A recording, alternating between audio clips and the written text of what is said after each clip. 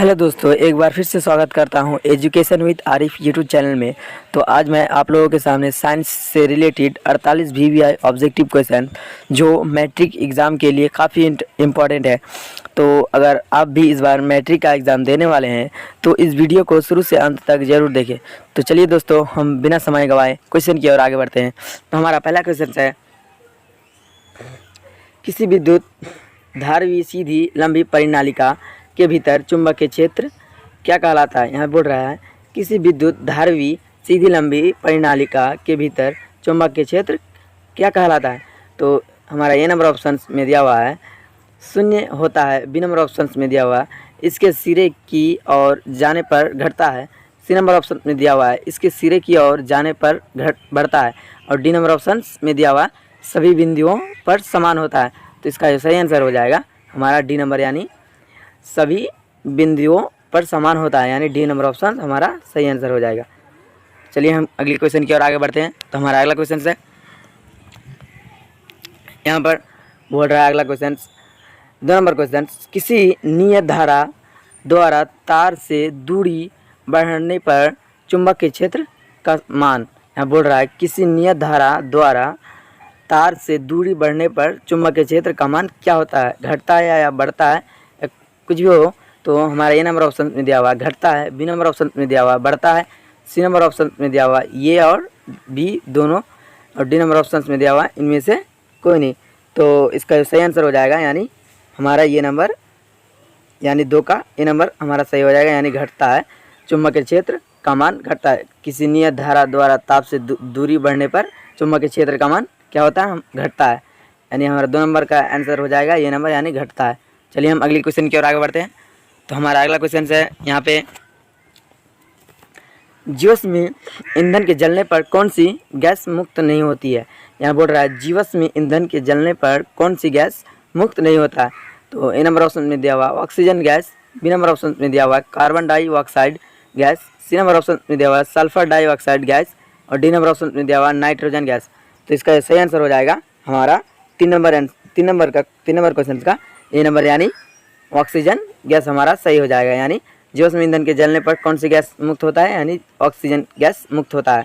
तो 3 नंबर का आंसर हो जाएगा ए नंबर, यानी ए नंबर हमारा सही है, ऑक्सीजन गैस निकलता है। तो चलिए हम अगली क्वेश्चन की ओर आगे बढ़ते हैं। तो हमारा अगला क्वेश्चन है, यहाँ पे बोल रहा है 4 नंबर क्वेश्चन, ऊर्जा का मात्रक होता है। यहाँ बोल रहा है ऊर्जा का मात्रक होता है। तो यहाँ पे बोल रहा है ए नंबर ऑप्शन में दिया हुआ कैलोरी, बी नंबर ऑप्शन में दिया हुआ जूल, सी नंबर ऑप्शन में दिया हुआ ताप, और डी नंबर ऑप्शन में दिया हुआ इनमें से कोई नहीं। तो इस 4 ऑप्शन में से हमें एक ऑप्शन को चूज़ करना है। तो इसका सही आंसर हो जाएगा, यानी जूल ऊर्जा का मात्रक होता है, जूल, यानी बी नंबर ऑप्शन हमारा सही है। चलिए हम अगले क्वेश्चन की ओर आगे बढ़ते हैं। तो हमारा अगला क्वेश्चन है, यहाँ पर बोल रहा है 5 नंबर क्वेश्चन, निम्नलिखित में से कौन से यंत्र का उपयोग रक्तदाब मापने में किया जाता है। यहाँ बोल रहा है निम्न में से कौन सा यंत्र का उपयोग रक्तदाब मापने में किया जाता है। यहाँ बोल रहा है निम्न में से कौन सा मतलब मशीन उपयोग होता है मतलब रक्त मापने में। तो यहाँ पे ए नंबर ऑप्शन में दिया हुआ है बैरोमीटर, बी नंबर ऑप्शन में दिया हुआ मैनोमीटर, सी नंबर ऑप्शन में दिया हुआ स्फाइगोमैनोमीटर, और डी नंबर ऑप्शन में दिया हुआ है इनमें से कोई नहीं। तो इसका सही आंसर हो जाएगा स्फाइगोमैनोमीटर, यानी सी नंबर ऑप्शन सही हो जाएगा। तो हमारा रक्तदाब मापने का यंत्र का नाम हो जाएगा स्फाइगोमैनोमीटर, यानी सी नंबर ऑप्शन हमारा सही हो जाएगा। चलिए हम अगली क्वेश्चन की ओर आगे बढ़ते हैं। तो हमारा अगला क्वेश्चन है, यहाँ पे अंतःस्रावी ग्रंथियों से क्या स्रावित होती है। यहाँ बोल रहा है अंतःस्रावी ग्रंथियों से क्या स्रावित होता है। तो ए नंबर ऑप्शन में दिया हुआ है हमारा एंजाइम, बी नंबर ऑप्शन में दिया हुआ जल, सी नंबर ऑप्शन में दिया हुआ acetyl choline, D number option में दिया हुआ हार्मोन। तो इसका सही आंसर हो जाएगा, यानी हमारा डी नंबर, यानी हार्मोन सही हो जाएगा। अंतःस्रावी ग्रंथियों से क्या स्रावित होता है, हार्मोन स्रावित होता है। तो हमारा डी नंबर ऑप्शन सही हो जाएगा। चलिए हम अगली क्वेश्चन की ओर आगे बढ़ते हैं। तो यहाँ पे अगला क्वेश्चन हमारा है 7 नंबर क्वेश्चन, यहाँ पे बोल रहा है रुधिर का कौन सा अवयव रक्त स्राव को रोकने में मदद करता है। यहाँ बोल रहा है रुधिर का कौन सा अवयव रक्त स्राव को रोकने में मदद करता है। तो ए नंबर ऑप्शन में लसिका, बी नंबर ऑप्शन में दिया प्लाज्मा, सी नंबर ऑप्शन में दिया प्लेटलेट्स, और डी नंबर ऑप्शन में इनमें से कोई नहीं। तो इसका सही आंसर हो जाएगा हमारा, यानी प्लेटलेट्स, यानी सी नंबर ऑप्शन सही हो जाएगा। रुधिर का कौन सा अवयव रक्त स्राव को रोकने में मदद करता है? तो प्लेटलेट्स, यानी सी नंबर ऑप्शन हमारा सही हो जाएगा। चलिए हम अगली क्वेश्चन की ओर आगे बढ़ते हैं। तो हमारा अगला क्वेश्चन है यहाँ पे 8वां नंबर क्वेश्चन। यहाँ पे बोल रहा है मस्तिष्क का कौन सा भाग शरीर की स्थिति तथा संतुलन का अनुरक्षण करता है? यहाँ बोल रहा है मस्तिष्क का कौन सा भाग शरीर की स्थिति तथा संतुलन का अनुरक्षण करता है? तो यहाँ पे ए नंबर ऑप्शन में दिया हुआ अग्र मस्तिष्क, बी नंबर ऑप्शन में दिया हुआ मध्य मस्तिष्क, सी नंबर ऑप्शन में दिया हुआ अनुमस्तिष्क और डी नंबर ऑप्शन में इनमें से सभी।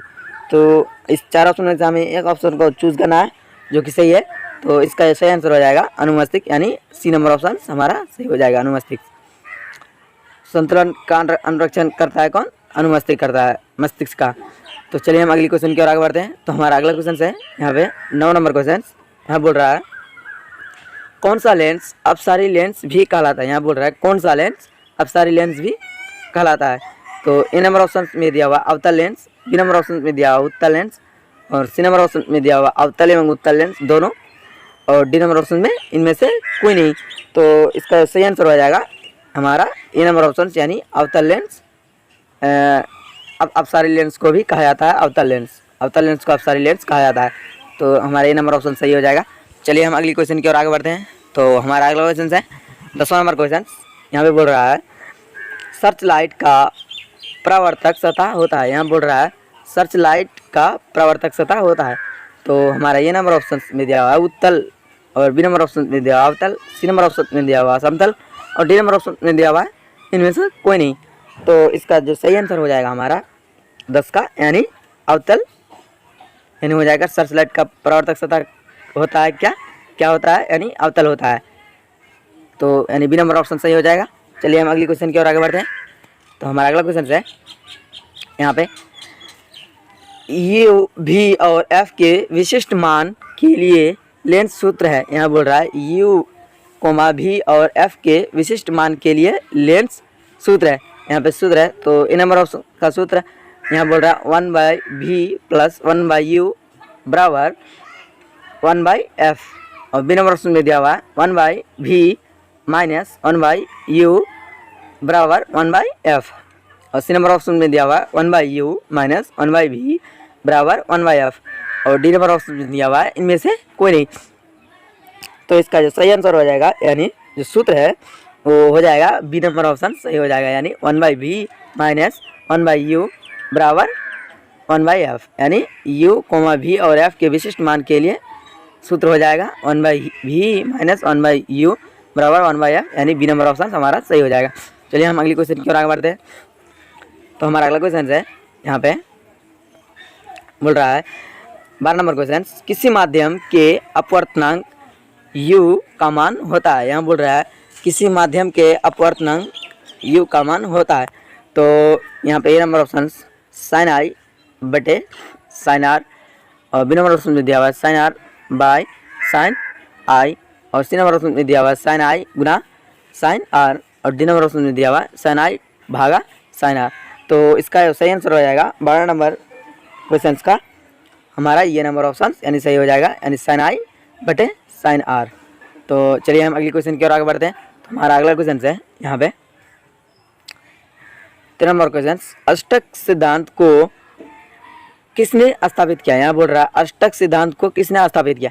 तो यहाँ पे ए नंबर ऑप्शन में दिया हुआ डायब्रेनाइनर, बी नंबर ऑप्शन में न्यूलैंड्स, सी नंबर ऑप्शन में मेंडलीफ और डी नंबर ऑप्शन में हेनरी मोजेले। तो इसका जो सही आंसर हो जाएगा 13 नंबर क्वेश्चन का, यानी हमारा B number option Newlands.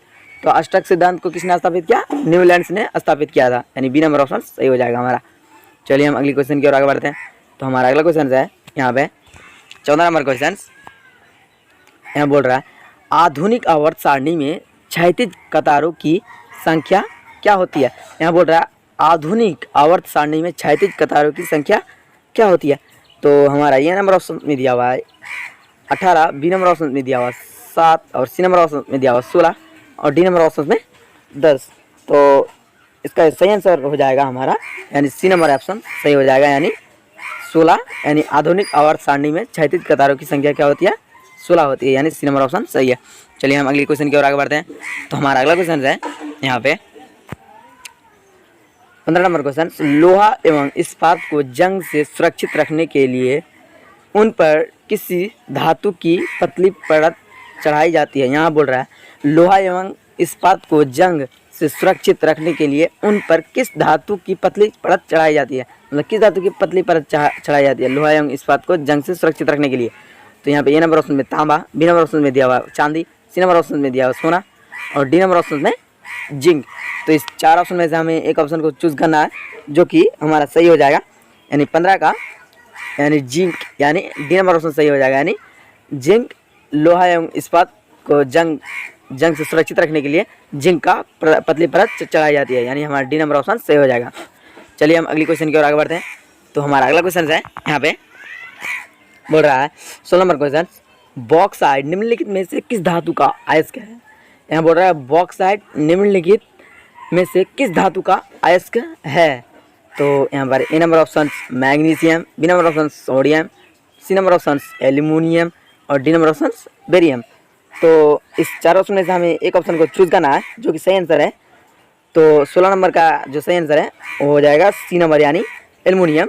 Bauxite निम्नलिखित में से किस धातु का अयस्क है, बॉक्साइट एल्यूमिनियम का धातु है, यानी बॉक्साइट निम्नलिखित में किस धातु का अयस्क है, बॉक्साइट यानी एल्यूमिनियम।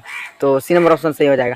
चलिए हम अगली क्वेश्चन की ओर आगे बढ़ते हैं। तो हमारा अगला क्वेश्चन है यहाँ पे 17 नंबर क्वेश्चन, यहाँ पे बोल रहा है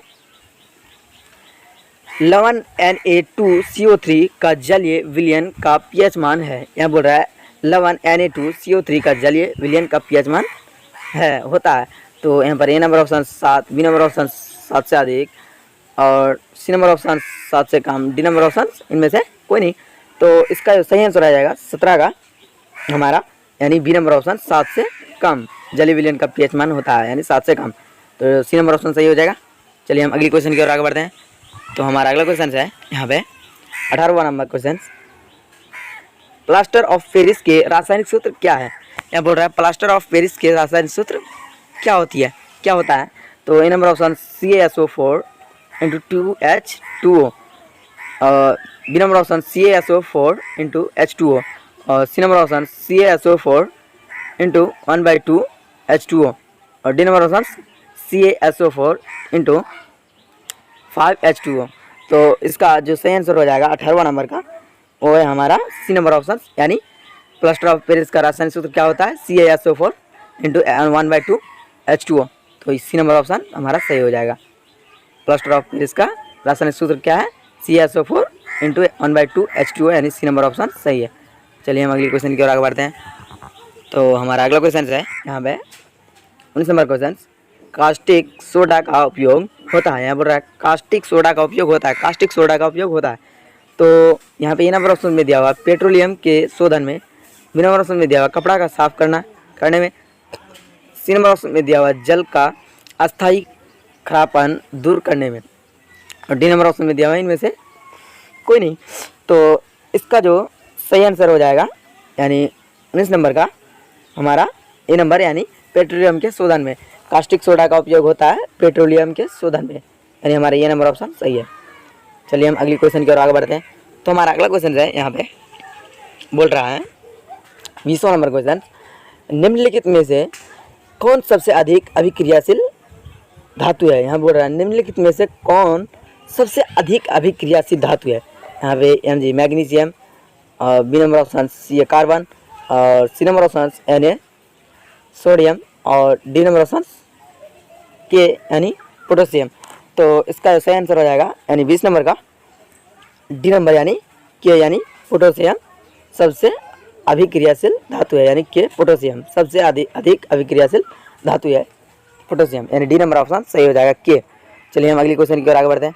तो हमारा अगला क्वेश्चन है यहाँ पे बोल रहा है 21वां नंबर क्वेश्चन, समांतर क्रम में संयोजित प्रतिरोधों की संख्या घटने के उपरांत संयोजित प्रतिरोधों का कुल प्रतिरोध। यहाँ पे बोल रहा है समांतर क्रम में संयोजित प्रतिरोधों की संख्या घटने के उपरांत संयोजित प्रतिरोधों का कुल प्रतिरोध क्या होता है, घटता है या बढ़ता है या कुछ होता है।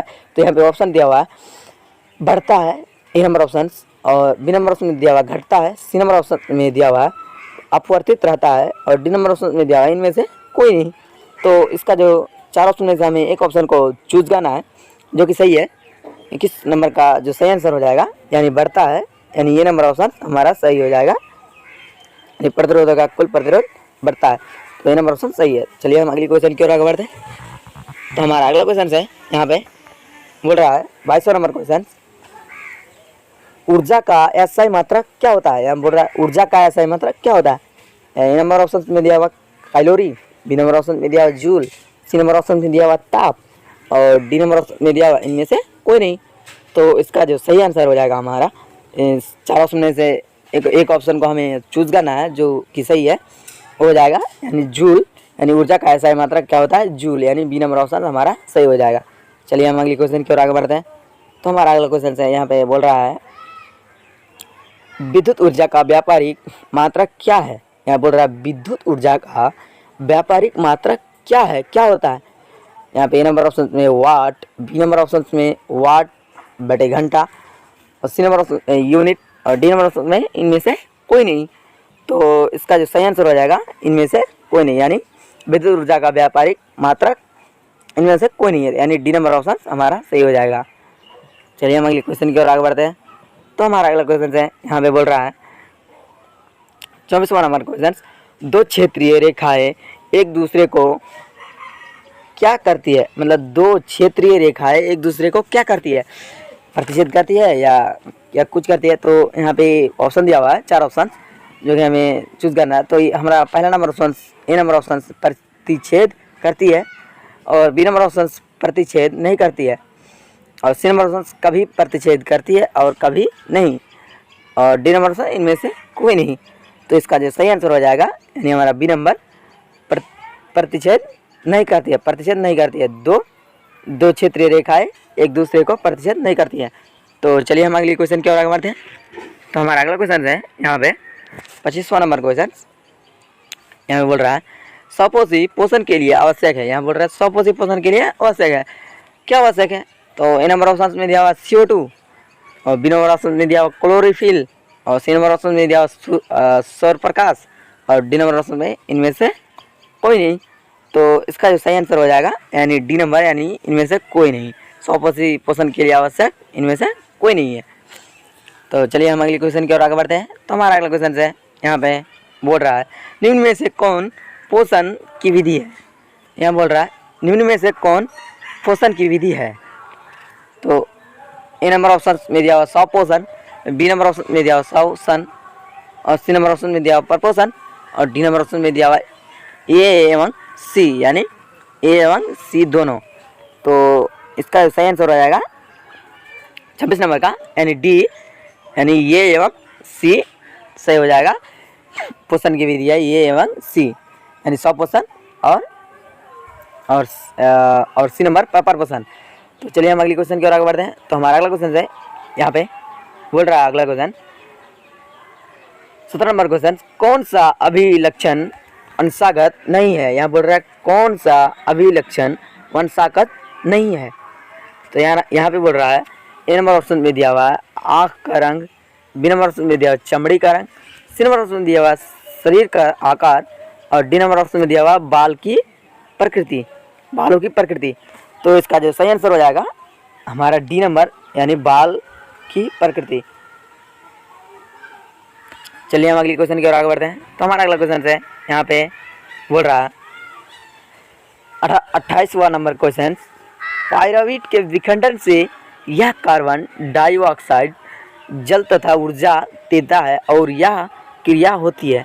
यहाँ बोल रहा है पायराविट के विखंडन से यह कार्बन डाइऑक्साइड जल तथा ऊर्जा देता है और यह क्रिया होता है। तो यहाँ पे ये नंबर ऑप्शन में दिया हुआ कोशिकीय द्रव्य और बी नंबर ऑप्शन में दिया हुआ माइटोकॉन्ड्रिया और सी नंबर ऑप्शन में दिया हुआ हरित लवक में और डी नंबर ऑप्शन में केंद्रक में। तो इसका जो सही आंसर हो जाएगा हमारा 28 नंबर का, यानी बी नंबर माइटोकॉन्ड्रिया। तो चलिए हम अगली क्वेश्चन की ओर आगे बढ़ते हैं। तो चलिए दोस्तों हम अगला क्वेश्चन पढ़ते हैं। तो हमारा अगला क्वेश्चन है यहाँ पे 29वां नंबर क्वेश्चन, रासायनिक अभिक्रिया के दौरान किसी पदार्थ में ऑक्सीजन का हर्ष कहलाता है। यहाँ बोल रहा है रासायनिक अभिक्रिया के दौरान किसी पदार्थ में ऑक्सीजन हर्ष कहलाता है। तो इसका जो ए नंबर ऑप्शन में दिया हुआ है उपचायन, बी नंबर ऑप्शन में दिया हुआ है अपचायन, और सी नंबर ऑप्शन में दिया हुआ है संचारण, और डी नंबर ऑप्शन में दिया हुआ है इनमें से कोई नहीं। तो इसका जो सही आंसर हो जाएगा हमारा यानी 29 का बी नंबर यानी अपचायन सही आंसर हो जाएगा। बी नंबर यानी रासायनिक अभिक्रिया के दौरान किसी पदार्थ में ऑक्सीजन का रस होता है यानी अपचायन में होता है। चलिए हम अगले क्वेश्चन की ओर आगे बढ़ते हैं। तो हमारा अगला क्वेश्चन यहाँ पे बोल रहा है शुद्ध जल का पीएच मान होता है। यहाँ बोल रहा है शुद्ध जल का पीएच मान क्या होता है। तो A number option 6, B number option 7, और सी नंबर ऑप्शन 8, और डी नंबर ऑप्शन 9। तो इसका जो सही आंसर हो जाएगा 30 नंबर का यानी हमारा 7, यानी शुद्ध जल का पीएच मान जो होता है 7 होता है, यानी बी नंबर ऑप्शन हमारा सही है। यानी शुद्ध जल का पीएच मान कितना होता है कोई पूछे तो 7 बताना है, यानी 7 होता है शुद्ध जल का पीएच मान। 30 नंबर का आंसर यानी बी, यानी सी बी नंबर ऑप्शन सही है 7। चलिए हम अगले क्वेश्चन की ओर आगे बढ़ते हैं। तो हमारा अगला क्वेश्चन है यहाँ पे 31वां नंबर क्वेश्चन, निम्न में से कौन सा यौगिक ईंधन के रूप में इस्तेमाल किया जा सकता है। यहाँ बोल रहा है निम्न में से कौन सा यौगिक ईंधन के रूप में इस्तेमाल किया जाता है, मतलब लकड़ी के रूप में, जलावन के रूप में इस्तेमाल किया जाता है ईंधन। तो हमारे ए नंबर ऑप्शन में दिया इथेनॉल, बी नंबर ऑप्शन में दिया प्रोपेनॉल, सी नंबर ऑप्शन में दिया हुआ इथेनोइक अम्ल, और डी नंबर ऑप्शन में दिया हुआ इनमें से सभी। तो इसका जो सही आंसर हो जाएगा 31 का ये नंबर यानी इथेनॉल। इथेनॉल हमारा सही आंसर हो जाएगा, यानी ये नंबर ऑप्शन सही है। यौगिक ईंधन इस्तेमाल किया जाता है यानी इथेनॉल ईंधन यौगिक इस्तेमाल किया जाता है, तो ये नंबर ऑप्शन सही हो जाएगा हमारा। तो चलिए हम अगले क्वेश्चन की ओर आगे बढ़ते हैं। तो हमारा अगला क्वेश्चन है यहाँ पे 32वां नंबर क्वेश्चन, जो हीरा और ग्रेफाइट कार्बन क्या है। यहाँ बोल रहा है हीरा और ग्रेफाइट कार्बन के क्या है, ये क्या है मतलब। तो हमारा ए नंबर ऑप्शन में दिया हुआ समावयवी, बी नंबर ऑप्शन में दिया हुआ समस्थानिक, और सी नंबर ऑप्शन में दिया हुआ बहुलक, और डी नंबर ऑप्शन में दिया हुआ अप्रूप। तो इसका जो सही आंसर हो जाएगा यानी अप्रूप, यानी हीरा और ग्रेफाइट कार्बन क्या है, यानी इन दोनों एक दूसरे के अप्रूप है। तो इसका जो सही आंसर हो जाएगा यानी डी नंबर यानी अप्रूप। चलिए हम अगली क्वेश्चन की ओर आगे बढ़ते हैं। 33वां नंबर क्वेश्चन, खुला परिसंचरण तंत्र किस में पाया जाता है। यानी बोल रहा है खुला परिसंचरण तंत्र किस में पाया जाता है। यहाँ पहला नंबर ऑप्शन में दिया मनुष्य में, दूसरा नंबर ऑप्शन में कॉकरोच, तीसरा नंबर ऑप्शन घोड़ा, और चौथा नंबर ऑप्शन ऊँट में। तो इसका जो सही आंसर हो जाएगा कॉकरोच, यानी खुला परिसंचरण तंत्र कॉकरोच में पाया जाता है, यानी हमारा बी नंबर ऑप्शन सही हो जाएगा कॉकरोच। चलिए हम अगले क्वेश्चन की ओर आगे बढ़ते हैं। तो हमारा अगला क्वेश्चन है 34वां नंबर क्वेश्चन, अनुवांशिकी का पिता कहा जाता है। यहाँ बोल रहा है अनुवांशिक का पिता किसे कहा जाता है। तो ए नंबर ऑप्शन में दिया हुआ है ग्रेगर जॉन मेंडल को, बी नंबर ऑप्शन में दिया हुआ है जेबी लामार्क को, सी नंबर ऑप्शन में दिया हुआ है Charles Robert Darwin, D number option इनमें से कोई नहीं। तो इसका सही आंसर हो जाएगा ग्रेगर जॉन मेंडल को अनुवांशिकी का पिता कहा जाता है। अनुवांशिकी का पिता ग्रेगर जॉन मेंडल को कहा जाता है, यानी हमारा ये नंबर ऑप्शन सही हो जाएगा। तो चलिए हम अगली क्वेश्चन की ओर आगे बढ़ते हैं। तो हमारा अगला क्वेश्चन है यहाँ पे बोल रहा है अगला क्वेश्चन 35वां नंबर क्वेश्चन, जो कौन सा अजैव निम्नीकरणीय कचरा है। यहाँ बोल रहा है कौन सा अजैव निम्नीकरणीय कचरा है। तो हमारा A number option tissue paper, B number option केले का छिलका, C number option thermocol, D number option इनमें से सभी। तो इसका सही आंसर हो जाएगा हमारा 35 नंबर का, जो कि थर्मोकोल, यानी कौन सा अजैव निम्नीकरणीय कचरा है तो थर्मोकोल। तो हमारा सी नंबर ऑप्शन सही हो जाएगा थर्मोकोल। चलिए हम अगले क्वेश्चन की ओर आगे बढ़ते हैं। तो हमारा अगला क्वेश्चन से है 36वां नंबर क्वेश्चन, निम्न में से कौन गंगा प्रदूषण के लिए उत्तरदायी नहीं है। यह बोल रहा है निम्न में से कौन गंगा प्रदूषण के लिए उत्तरदायी नहीं है। तो यहाँ पे गंगा प्रदूषण के लिए उत्तरदायी नहीं है। तो यहाँ ए नंबर ऑप्शन गंगा में मछली पालना, बी नंबर ऑप्शन गंगा में कपड़ों का धोना, सी नंबर ऑप्शन गंगा में अजले सब को बहाना, और डी नंबर ऑप्शन में दिया हुआ गंगा में रासायनिक अवशिष्ट उत्सर्जन करना।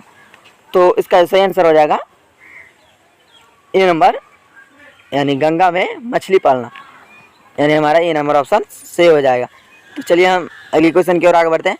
तो हमारा अगला क्वेश्चन है, यहाँ पे बोल रहा है 36वां नंबर क्वेश्चन, जो 37वां नंबर क्वेश्चन यहाँ बोल रहा है हीलियम परमाणु के बाहरी कक्षा में कितने इलेक्ट्रॉन रहते हैं। यानी बोल रहा है हीलियम परमाणु के बाहरी कक्षा में कितने इलेक्ट्रॉन रहते हैं। तो A number option 1, B number option 2, C number option 3 और डी नंबर ऑप्शन 4।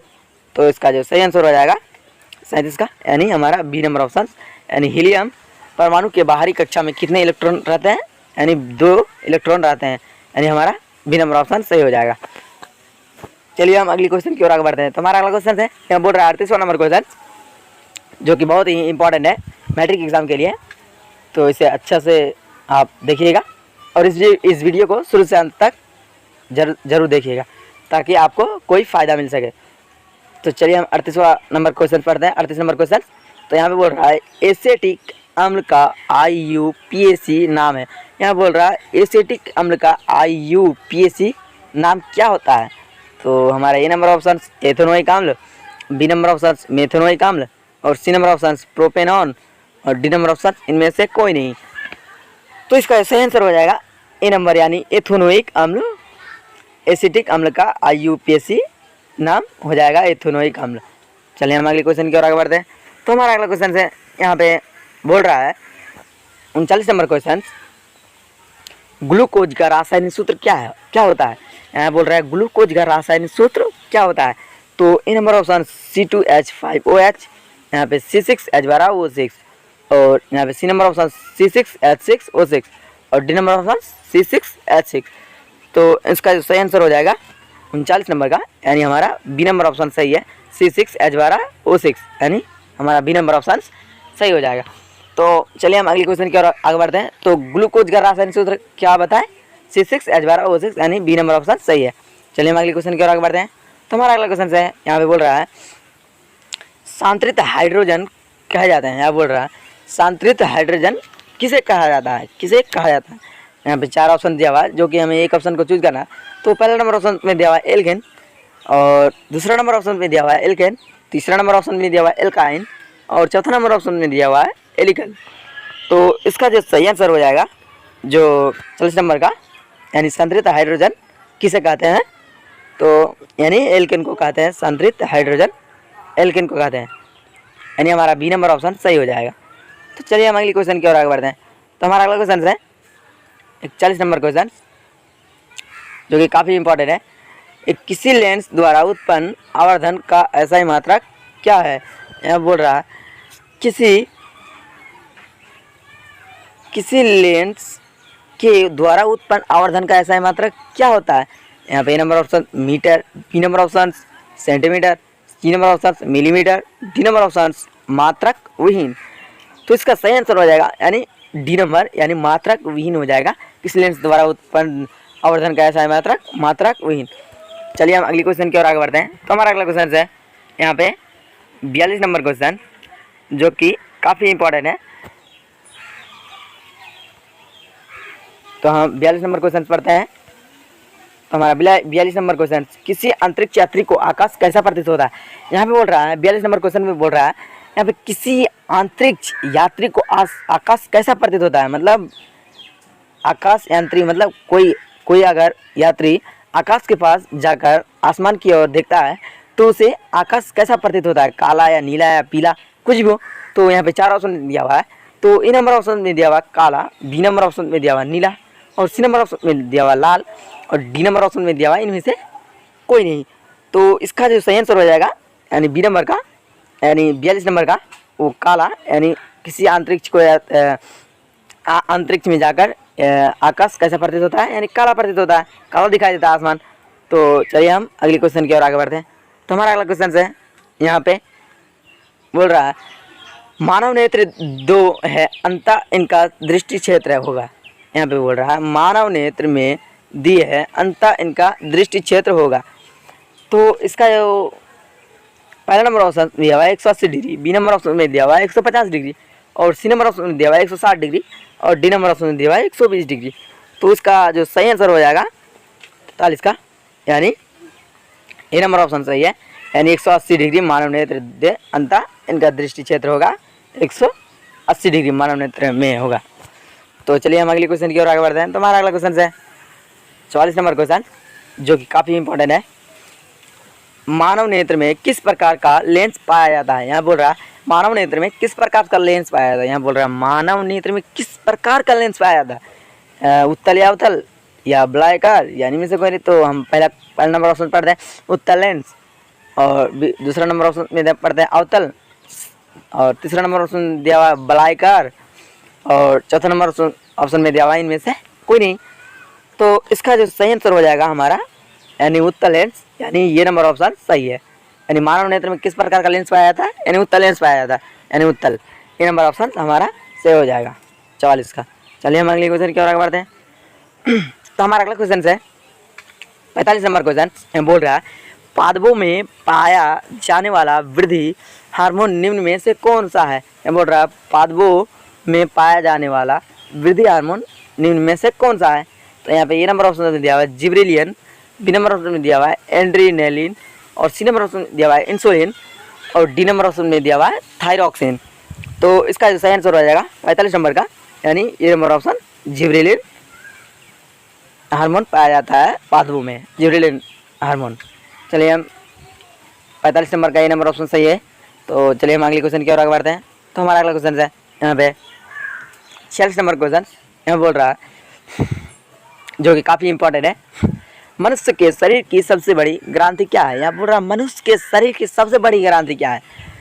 ए number option liver, B number option अग्नाशय, सी नंबर ऑप्शन अंडाशय, और डी नंबर ऑप्शन एंड्रीनल। तो इसका जो सही आंसर रहेगा 46 नंबर का वो लीवर, यानी मनुष्य का सबसे शरीर की सबसे बड़ी ग्रंथि क्या होता है, लीवर होता है, यानी ये नंबर ऑप्शन सही हो जाएगा 46 का। चलिए हम अगले क्वेश्चन की ओर आगे बढ़ते हैं। तो हमारा अगला क्वेश्चन है यहाँ पे बोल रहा है 47 नंबर क्वेश्चन, पढ़ते हैं हम उसको। फूल में नर प्रजनन अंग होता है। यहाँ बोल रहा है फूल में नर प्रजनन अंग होता है, क्या होता है। तो ए नंबर ऑप्शन पुंकेसर, बी नंबर ऑप्शन अंडप, सी नंबर ऑप्शन वर्तिकाग्र, और डी नंबर ऑप्शन वर्तिका। तो इसका जो सही आंसर हो जाएगा ये नंबर, यानी पुंकेसर फूल में नर प्रजनन अंग होता है, यानी पुंकेसर नर प्रजनन अंग होता है। चलिए हम अगली क्वेश्चन की ओर आगे बढ़ते हैं, जो कि इस वीडियो का लास्ट क्वेश्चन। चलिए हम उसे पढ़ते हैं। तो 48वां क्वेश्चन, जीव जनन क्यों कहते हैं। यहाँ बोल रहा है जीव जनन क्यों कहते हैं। तो हमारा ये नंबर ऑप्शन में दिया हुआ अपनी जाति का अस्तित्व बचाने के लिए, बी नंबर ऑप्शन में दिया हुआ अपनी जाति की संख्या में वृद्धि के लिए, और जो सी नंबर ऑप्शन में दिया हुआ हमारा यहाँ बोल रहा है आनुवांशिक ग्रुप पीढ़ी दर पीढ़ी पहुंचाने के लिए, और डी नंबर ऑप्शन में इनमें से कोई नहीं। तो इसका सही आंसर हो जाएगा इनमें से कोई नहीं, यानी डी नंबर। जीव जनन क्यों करते हैं, यानी यहाँ पे दिया हुआ इनमें से कोई नहीं, इन तीनों ऑप्शन में से कोई सही नहीं है। तो चलिए दोस्तों, मैं उम्मीद करता हूँ आप लोगों को वीडियो पसंद आया होगा, और अगर वीडियो पसंद आया है तो वीडियो को लाइक करें और अपने दोस्तों में शेयर करें। और अगर अभी तक आप हमारे चैनल में नए हैं तो इस चैनल को सब्सक्राइब कर लें और बेल आइकन को दबा लें, ताकि मैं जब भी कोई नया वीडियो अपलोड करूं आपको नोटिफिकेशन पहुंच जाए। तो धन्यवाद।